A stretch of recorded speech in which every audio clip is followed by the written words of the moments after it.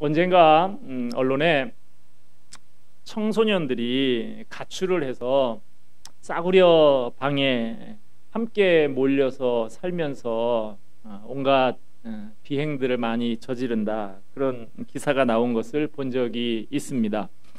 그런 기사를 보면 참 안타깝고 한숨이 나와요.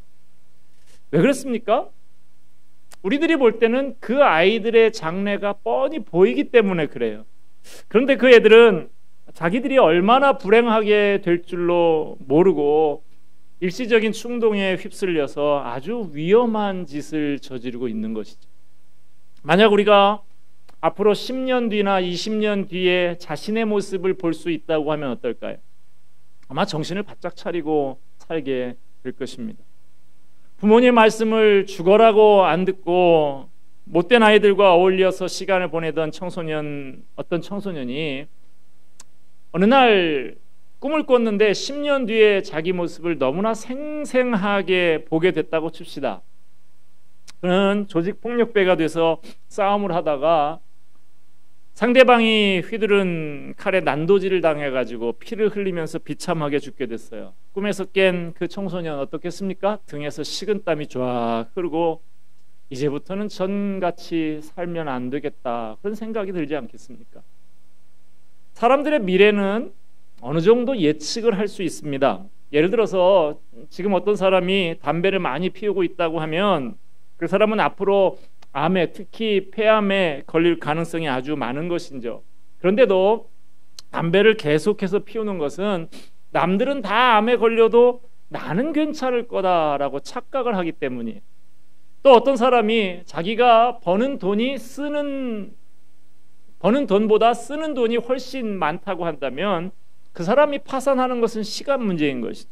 마찬가지로 어떤 청소년이 매일 불량한 아이들과 어울려서 못된 짓을 하고 다닌다고 하면 당장은 자기 마음대로 행동하기 때문에 좋을지 몰라도 그 애는 결국에 큰 사고를 치고 감옥에 간다든지 인생을 망치게 될 거예요. 오늘 본문에서 하나님은 이스라엘 백성의 미래의 모습을 보여주고자 하십니다. 그것을 호세아의 음란한 아내 고멜이 처하게 된 비참한 모습을 통해서 보여주고 계세요. 고멜은 호세아와 헤어지고 연애하는 남자를 따라서 갔습니다. 그런데 대개 결말이 그렇듯이 그 남자는 사기꾼이었어요. 그래서 가진 돈 다 날리고 노예가 돼서 매춘을 강요당하는 세상에서 가장 비참한 여자가 되고 말았습니다. 호세아 때에 북쪽 이스라엘 나라는 경제적으로 꽤 잘 살았어요. 전에도 말씀드렸듯이 이스라엘은 자신들이 누리는 그 부유함이 영원할 거다, 지금 괜찮게 살고 있으니 앞으로도 잘 살 거다, 그렇게 생각을 했어요. 하나님을 버리고 세상을 따라가면 행복하게 살 수 있을 거라고 생각을 했죠. 그러나 그것은 큰 착각이었어요. 이스라엘의 미래의 모습은 완전히 쫄딱 망해서 다른 나라의 노예가 되는 거였습니다. 마치 사기꾼에게 속아서 가진 돈 다 날리고 다른 사람한테 종으로 팔려서 매춘을 강요당하는 고멜과 같은 꼴이었어요. 본문 1절 말씀 우리 같이 다시 한번 읽도록 하겠습니다. 1절 시작.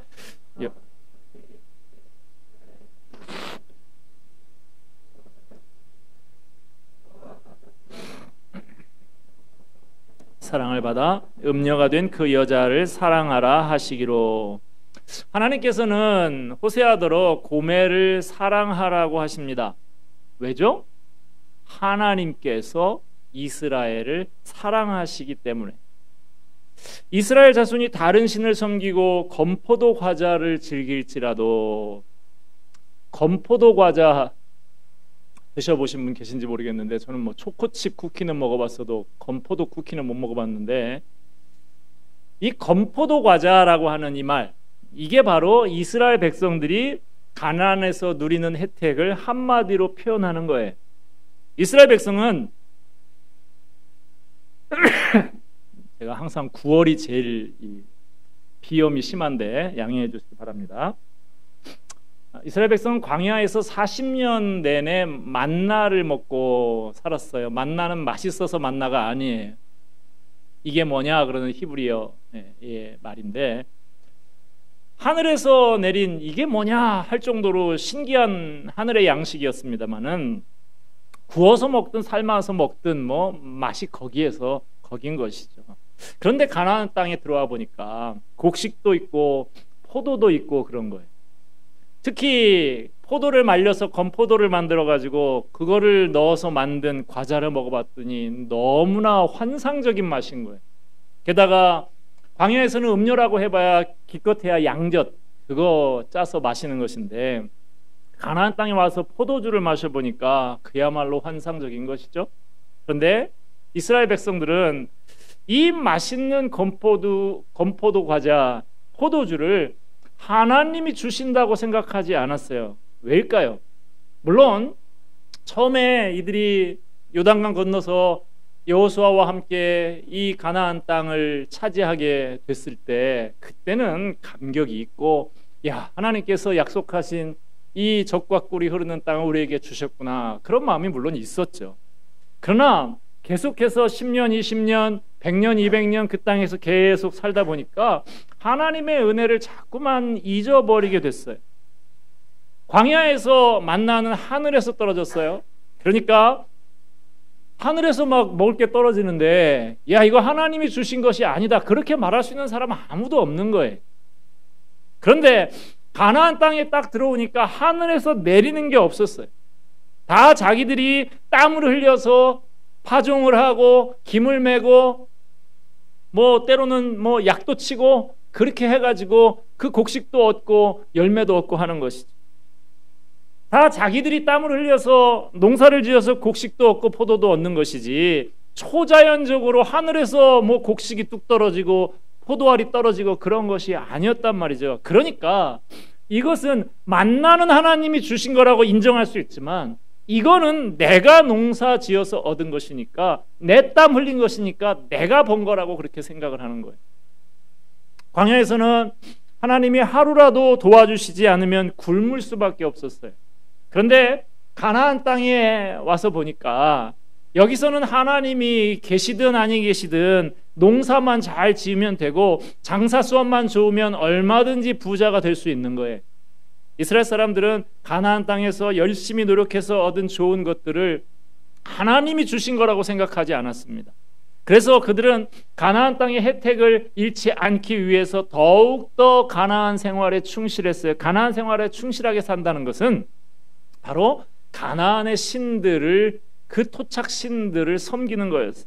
가나안 땅에서 살아남기 위해서는 하나님의 능력만으로는 광야에서 맹위를 떨치시던 그 하나님의 능력만으로는 안심이 되지 않았던 것입니다.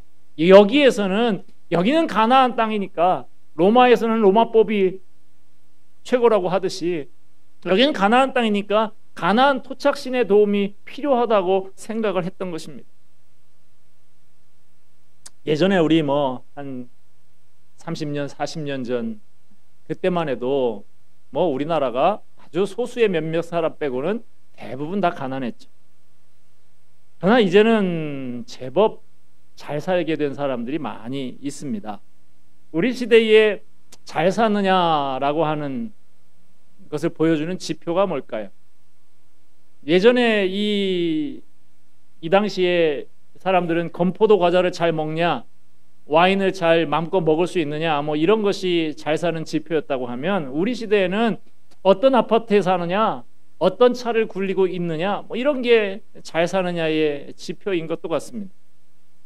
우리는 이제 초자연적인 세상에 살고 있지가 않아요. 하늘에서 떨어지는 만나 먹고 사는 사람 있습니까? 다 그렇게 살고 있지 않잖아요. 우리가 가난해서 먹고 살기 힘들었던 시절 기도해서 하나님 앞에 살게 해달라고 그렇게 간절하게 기도해서 살 길이 열리게 되면 하나님이 주신 것으로 인정할 수 있었어요. 그러나 내가 열심히 구상해서 노력하고 해서 일군 그 사업이 잘 돼서 돈을 많이 벌었다고 하면 이건 내가 잘해서 번 것 같은 거예요. 요즘 세상은 신앙 좋은 사람이 성공하기보다는 수완 좋은 사람이 더 성공하는 것도 같습니다. 그러니까 성공하려고 하면 죽어라고 하나님 붙드는 것보다는 세상적인 처세술을 잘 따라가는 게 더 유익하다는 생각을 하게 되는 거예요. 신앙을 가져봐야 세상이 알아두지 않거든요. 신앙이 좋다고 해서 시험에 잘 붙거나 승진이 빨라지거나 장사가 더 잘 되는 것도 아닌 것 같습니다. 그렇다고 하면 교회가 날마다 미어 터지게 해요. 그러나 하나님은 초자연적인 것만 주시는 분이 아닙니다. 이 세상 모든 것이 다 하나님 거예요. 가나안 땅, 이들이 그렇게 좋아하고 있는 건포도 과자, 포도주를 내주는 그 가나안 땅 자체가 하나님께서 주신 선물이라는 것을 잊으면 안 됩니다. 우리는 기적적으로 해결되는 것만 하나님이 주신 것이라고 생각해서는 안 됩니다. 하나님께서는 일상적인 방법, 일반 응청적인 방법을 통해서도 우리의 필요를 채워주고 계십니다.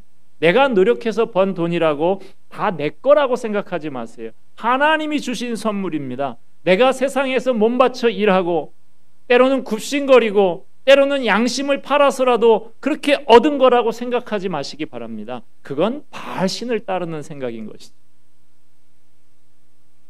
세상을 따라가는 것이 당장은 잘 사는 것 같고 성공하는 것 같지만 그 길은 마치 쓰레기통을 뒤지는 것과 같고 결국은 하나님의 사랑을 잃어버리고 망하는 길입니다. 우리가 죽어라고 하나님을 붙들지 않으면 결국에는 하나님의 축복은 닫히고 모든 행복을 상실하는 때가 찾아오는 것입니다. 하나님의 백성은 하나님을 사랑하지 않으면 세상의 복, 하나님의 복을 모두 다 잃어버립니다. 반대로 우리가 하나님의 말씀을 따르는 길은 당장은 좀 어려움을 겪는 것 같아도 결국은 그 길이 하나님의 축복을 받는 행복한 길인 것입니다. 그래서 예수님께서 말씀하시죠. 좁은 문으로 들어가라. 좁은 길로 가라. 그 길은 좁고 그 길은 험한 길이라 할지라도 그 길의 결국은 생명의 길, 영생의 길이라고 주님께서 말씀하시는 것이죠. 하나님의 백성들과 세상 사람들이 사는 원리가 완전히 다릅니다. 세상 사람들은 세상의 게임의 법칙에 따라서 삽니다. 그러나 하나님의 백성들은 그렇지가 않아요. 하나님의 은혜로 사는 사람들입니다. 그러므로 많든지 적든지 하나님이 내게 주신 만큼 가지고 감사하며 살아야 합니다. 그렇지 않고 물질에다가 내 마음을 다 뺏기고 하나님이 주신 것 그 이상으로 많이 가지려고 탐욕스럽게 그런 마음을 품으면 결국엔 비참한 고멜과 같이 되고 마는 것이죠. 다시 본문 1절 다시 한번 읽도록 하겠습니다. 시작. 여호와께서 내게 이르시되 이스라엘 자손이 다른 신을 섬기고 건포도 과자를 즐길지라도 여호와가 그들을 사랑하나니 너는 또 가서 타인의 사랑을 받아 음녀가 된 그 여자를 사랑하라 하시기로. 이스라엘 백성은 하나님을 잊어버리고 버렸습니다마는 하나님이 싫어하는 짓을 다 했습니다만 놀랍게도 하나님은 이스라엘을 사랑하셨어요. 자, 하나님은 이스라엘 백성들이 우상을 숭배를 하든 다른 신을 따라가든 건포도 과자와 포도주의 마음을 다 뺏겨버리든 상관없이 무조건 사랑한다는 뜻인가? 그렇지 않습니다. 그렇다고 하면 이 말씀을 어떻게 이해해야 될까요? 이 말씀은 이스라엘은 실패했지만 나는 결코 실패하지 않는다는 말씀입니다. 하나님의 백성이 하나님께 너무나 실망스러운 모습을 보인다 할지라도 그것이 하나님의 구원 계획을 취소하지는 못한다는 거예요. 이 말씀은 이런 것입니다.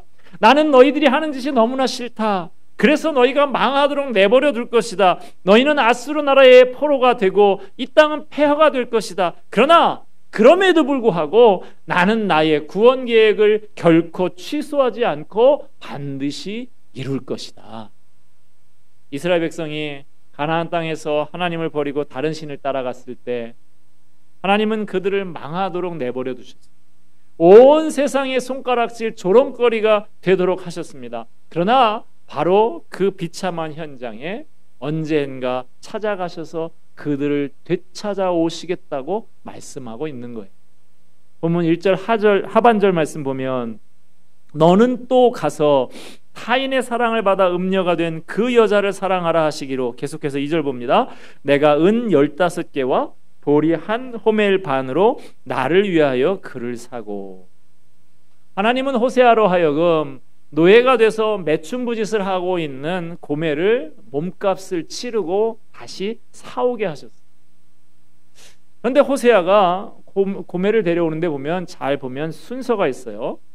하나님은 호세아가 고멜을 데려오기 전에 먼저 그 음란한 여인을 사랑하라고 하셨어요. 아무 애정 없이 그저 의무적으로 하나님이 시키니까 고멜을 다시 데려오게 한 게 아니에요. 데려와서 방구석에다가 처박아 놓거나 아니면 종처럼 부려먹기 위해서 데려오게 하지 않으셨어요. 하나님께서 호세아에게 고멜을 데려오게 하신 것은 뭐라고 합니까? 고멜을 사랑하기 위해서라고 하십니다. 아마 호세아는 하나님의 이 말씀을 들었을 때 이해가 되지 않았을 거예요. 하나님, 이 여자가 어떤 여자인지 하나님이 다 아시잖아요. 저하고 결혼한 다음에 줄곧 바람을 피웠고 누구 애인지 모를 애를 셋이나 낳았습니다. 이제는 남에게 팔려서 매춘부가 되어가지고 갈 때까지 다 간 여자인데 이 여자를 사랑하라고요? 이 여자 데려오라는 것까지는 제가 순종할 수 있습니다. 그러나 사랑하라고까지 하시는 것은 너무 하신 거 아니에요? 아마 반발하는 마음이 호세아에게 있었을지도 몰라요. 그러나 하나님이 호세아에게 고멜을 사랑하라고 하신 근거가 무엇인가요? 그 전제가 뭔가요? 그것은 하나님께서 고멜과 같은 이스라엘 백성을 사랑하시기 때문에. 이스라엘이 나를 배반하고 우상을 섬기고 건포도 과자나 사랑하고 있지만 나는 이스라엘을 포기하지 않고 사랑한다. 그러므로 너도 고멜을 사랑해라, 이거예요. 우리는 사람이 한번 타락하면 끝장이라는 생각을 갖고 있습니다. 나쁜 물이 들어서 죄에 빠지고 인생을 망치면 끝이라고 생각을 해요. 그렇지만 하나님은 그런 사람을 사랑하십니다. 그런데 사랑은 하시되 옛날 그 상태로 사랑하시겠다는 건 아니에요. 완전히 새롭게 만들어서 사랑하시겠다는 것. 하나님은 이스라엘이 다른 신을 따라가도 그냥 오냐오냐 하시거나 건포도 과자를 바알이 준 선물이라고 좋아해서 하고 있어도 그래 좋다 좋다 하시는 눈먼 사랑이 아닙니다. 하나님은 그들을 가장 비참한 자리로 내동댕이를 치십니다. 그들의 모든 재물과 땅을 다 다른 나라한테 뺏기게 하시고 그들을 바닥까지 떨어지게 만드셔서 거기서 자신의 실상을 똑똑히 보게 하십니다. 거기서 그들을 구원하심을 통해서 하나님의 구원을 기뻐하게 하시고 하나님의 영광을 이 세상의 영광과는 비교할 수 없는 것인 줄 깨닫게 하십니다. 2절 말씀 우리 다시 한번 읽읍시다. 시작. 내가 은 15개와 보리 한 호멜 반으로 나를 위하여 그를 사고. 호세아가 고멜을 사랑할 수 있는 방법은 그의 몸값을 치르고 다시 사오는 것이었어요. 호세아는 고멜의 몸값을 지불했습니다. 이제 고멜은 그 값을 치르고 샀으니까 호세아의 사람이 된 거예요. 하나님께서 우리를 위해서 지불하신 몸값은 엄청난 것이었어요. 하나님께서는 우리의 몸값을 지불하기 위해서 자기 아들의 목숨을 내어놓으셨습니다. 이제 우리는 예수님이 값을 치르고 사신 예수님 것, 하나님 것이 된 것입니다. 예수 믿지 않는 사람들은 자신의 몸값을 연봉을 가지고 따집니다. 연봉이 뭐 3천이다, 5천이다, 1억이다, 뭐 이런 것 갖고 따져요. 또는 학벌이나 인물을 가지고 따집니다. 잘난 사람, 못난 사람, 많이 배운 사람, 못 배운 사람. 그러나 예수를 믿고 하나님의 자녀가 되는 순간 우리의 몸값은 천정부지로 치솟게 됩니다. 우리가 예수를 믿고 우리의 속을 하나님의 말씀으로 가득 채우면 우리는 엄청나게 보배롭고 존귀한 보물이 됩니다. 얼마나 비싼 보물이 되나요? 1,000원 주고 물건 사면 1,000원짜리라고 그러죠. 10,000원 주고 사면요 10,000원짜리. 그런데 우리는 예수님을 값주고 샀어요. 그럼 우리는 얼마짜리입니까? 예수님 짤이다 하는 것이죠. 자, 우리 옆 사람 보면서 한번 인사합시다. 잘 들으시고, 내가 이래봬도 예수님 짤입니다. 여러분 이거 절대로 잊지 마세요. 내가 이래봬도 예수님 짤이다. 내가 이래봬도 당신이 볼 땐 나를 연봉 얼마 안 된다고 그렇게 값싸게 처분할지 모르지만 나는 예수님이 나를 위해서 보배로운 피를 흘리신 예수님 짤이다. 이거 절대로 잊지 마시기 바랍니다. 자, 호세아가 몸값을 치르고 고멜을 데리고 오면서 고멜한테 뭐라고 말을 하는지 볼까요? 3절 말씀 같이 한번 읽읍시다. 시작. 그에게 이르기를 너는 많은 날 동안 나와 함께 지내고 음행하지 말며 다른 남자를 따르지 말라. 나도 내게 그리하리라 하였노라. 자, 호세아가 고멜에게 요구하는 것은 앞으로 오랫동안, 여기 많은 날 동안 그러는데 오랫동안 자기와 함께 있으면서 이제는 음행하지 말아라. 이제는 좀 자숙기간이라 그러죠. 뭐 연예인들이 무슨 사고 한번 치면 뭐 1년, 2년 뭐 자숙기간을 갖겠습니다. 모든 방송에서 다 은퇴하고 자숙기간을 갖겠습니다. 그리고 몇 년 지나고 사람들 머리에서 좀 잊어질 때 되면 다시 이제 슬그머니 나오고 그러는데 아마 그런 이야기를 하고 있는 것 같아요. 많은 날 동안 한번 그 자숙기간을 가지면서 충분히 한번 생각을 해봐. 이 얘기하는 거예요.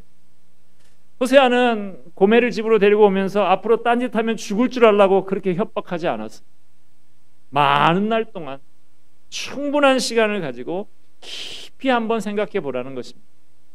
고멜은 한순간에 그 열정, 그 욕정이 자기를 행복하게 해줄 줄 알았습니다. 그런데 알고 보니까 천하의 바보가 고멜이었던 거예요. 고멜에게 가장 행복한 길은 뭡니까? 호세아의 사랑에 만족하고 다른 욕심 부리지 않는 거였어요.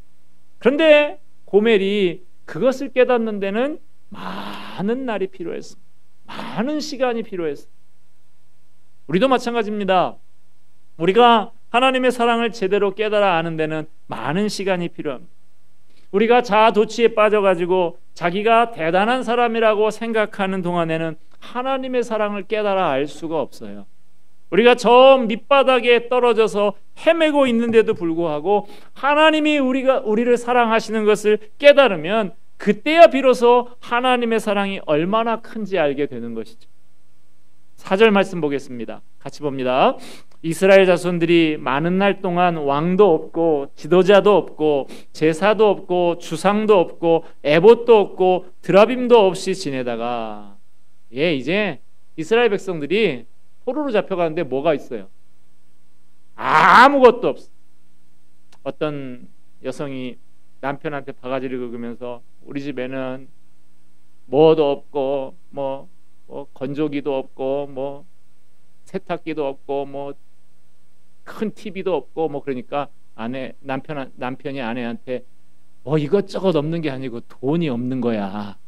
그렇게 얘기했다고 그런 얘기를 하는데 뭐 아무것도 없는 거예요. 지금 다 나라 뺏긴 이 사람들이 뭐가 있겠어요. 그들은 그간에 왕 때문에 바빴어요. 지도자 때문에 바빴어요. 회의하느라고 바쁘고 정책 세운다고 바빴습니다.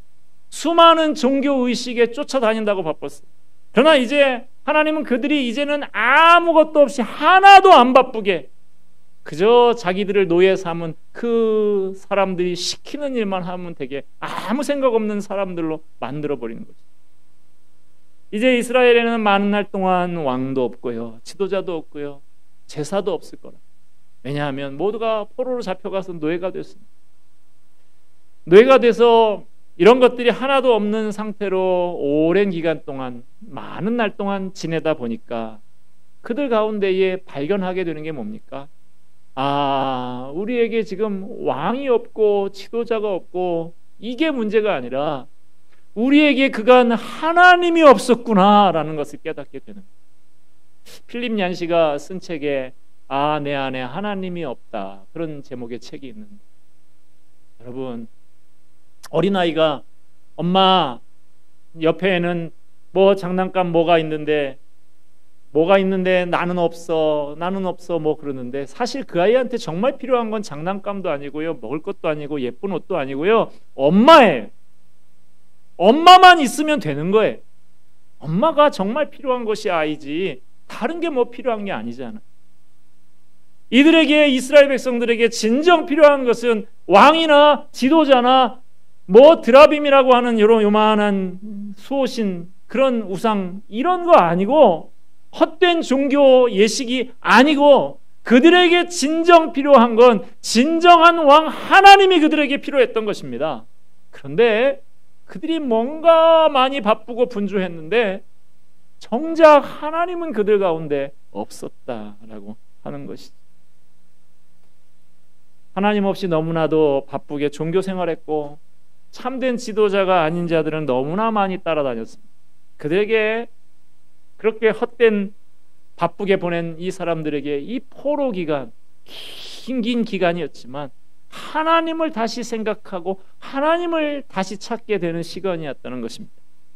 이스라엘 백성들은 오랜 포로 생활을 지낸 다음에 비로소 하나님의 소중함을 깨닫게 됩니다. 그리고 비로소 그들에게 참 목자가 필요하다는 사실을 깨닫게 돼요. 그래서 많은 시간이 지난 다음에 이스라엘 자손들은 비로소 하나님을 간절히 찾으며 구하게 됩니다.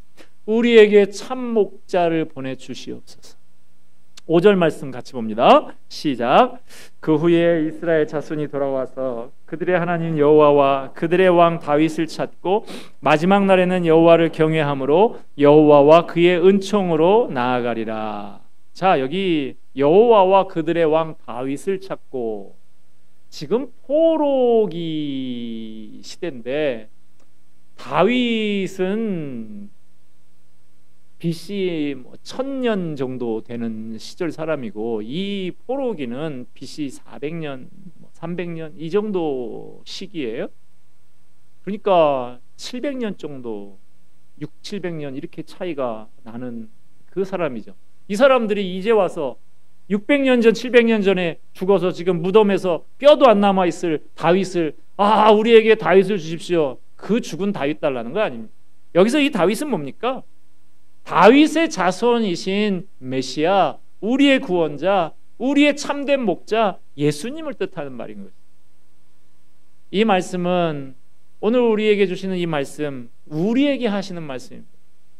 그 당시에 호세아와 고멜에게 주신 말씀이기도 하지만, 그 당시에 이스라엘 백성에게 주신 말씀이기도 하지만, 오늘 우리에게 주시는 말씀입니다. 우리는 고멜과 같지 않았습니까? 우리는 음란했고 세상을 짝하고 사랑했고 하나님을 배반하는 자들이었습니다. 그러나 하나님은 우리를 사랑하셔서 생각할 수 있는 시간, 깨달을 수 있는 시간을 우리에게 주셨고, 우리를 새 사람으로 만들어 주셨습니다. 우리를 보배롭고 존귀한 존재로 만들어 주셨습니다.